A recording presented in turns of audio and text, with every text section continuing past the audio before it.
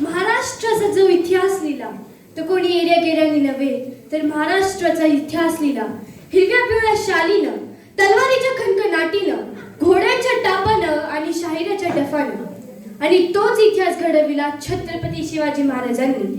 मुजाने छत्रपती शिवरायांना, रयतेच्या राजांना, ज्यांच्या भक्तीला जोड नाही आणि शौर्याला तोड नाही, अथांग आहेत ते सागरा समान, ज्यांचा छत्र म्हणजे आभाळाचा सन्मान, जिथे सूर्याची शान आणि मराठी मनाचा दगदगता अभिमान, काळीज आहे सह्याद्री ज्यांना शंभूंचा अभिमान।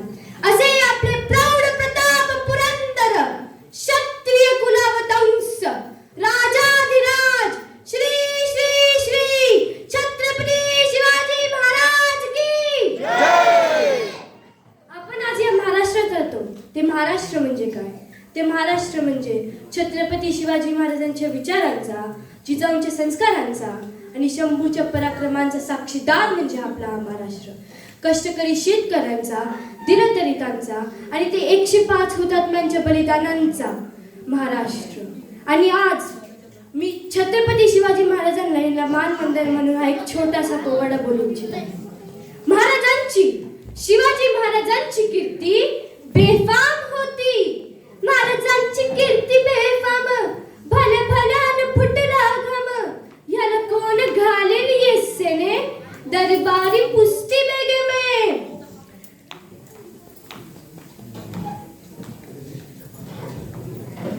तुम्हाला माहिती का, महाराजांना मारणारा असा कोणी एकही माणूस नव्हता जो जगला। आणि ह्याच्या घाबरटीमुळे कोणीच पुढे नाही आलं। पण एक असा सरदार होता आणि त्याचं नाव औरंगजेब। तो बोलला, मी आणेल शिवाजींना, त्यांची छाती फोडून काढेल। तिच्या सेनाची खाना निघाली, गावं लुटली, देवळं उद्ध्वस्त केली, आया बहिणींची आबरू लुटली। कोण कोण रोखणार हे वादळ? आता शिवबांचं काय खरं नाही। इकडे निजाम, तिकडे मुघल, पलीकडे इंग्रज, जिथे हेच बोलू लागला। राजाची सेना मुठभर, खानाला कसा थोपणार, काय करवावा हुन्नर, चिंतेत पंत सरदार। राज, आपला जीव मोलाचा आहे, खानाचं सैन्य अफाट आहे, त्याच्यासमोर टिकाव रोखणं अवघड आहे। काही दिवसांसाठी आपण काही अज्ञातस्थळी निघून जावे। काय म्हणालात रायबा? मासाहेब, आम्हाला आमच्या जीवाची पर्वा नाही, राजांचा जीव वाचणं गरजेचं आहे। रायबा, शिवबा केवळ आमचा पुत्र नाही, बल्कि अनोखी मराठी जनांचा स्वाभिमान आहे। या मातेने आपला पुत्र गमावला तरी बेहत्तर, पण असं भ्याडपणे पळून जाऊन या मराठी जनाचा स्वाभिमान गमावता कामा नये। अशा वाघिणीचा त्यो छावा, अशा वाघिणीचा त्यो छावा, गनिमान कसा ठेचावा, डोक्यात गनिमी कावा, भेटीचा धाडलाच सांगावा। प्रतापगडावर आमने सामने भेटीचा सांगावा खानाला हसत हसत कबूल केला। दिवस ठरला आणि ठरल्याप्रमाणे प्रतापगडच्या पायथ्याशी खाना, प्रतापगडच्या पायथ्याशी खान आला बेगुमान नाही त्याला जाण शिवाजी राजाच्या करमतीची, त्यास नाही जाणीव शक्तीची रे जी जी जी जी जी जी। खानाच्या भेटीसाठी महाराजांना एक शानदार शामियाना उभारला होता। भेटीसाठी छान उभारला नक्षीदार शामियाना, आणि अशा या शामियान्यात खान डौलत डुलत आला, खान डौलत डुलत आला।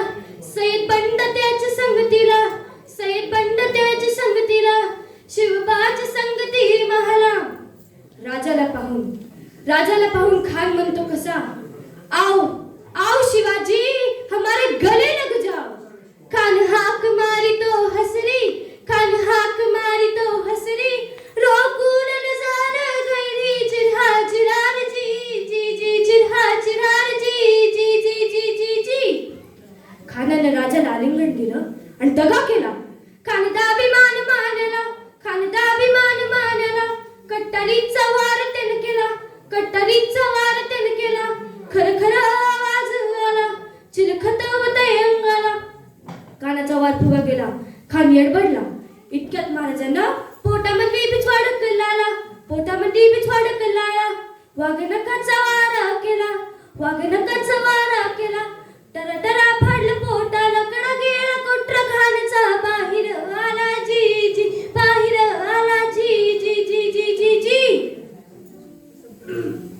म्हणून तर असे म्हणावेसे वाटते, देवाला एक फूल मागितलं तर देवाने अख्खा बगीचाच दिला. देवाला प्यायला पाणी मागितलं तर देवाने अख्खा समुद्रच दिला. पण आणि देवाकडे राहायला घर मागितलं तर देवाने अख्खा राजवाडाच दिला. पण देवाकडेच देव मागितला तर त्यांनी छत्रपती शिवाजी महाराजांसारखा देव माणूस दिला. छत्रपती शिवाजी महाराजांसारखा देव माणूस दिला. ज्या मातीत जन्मला त्या मातीचा रंग सावळा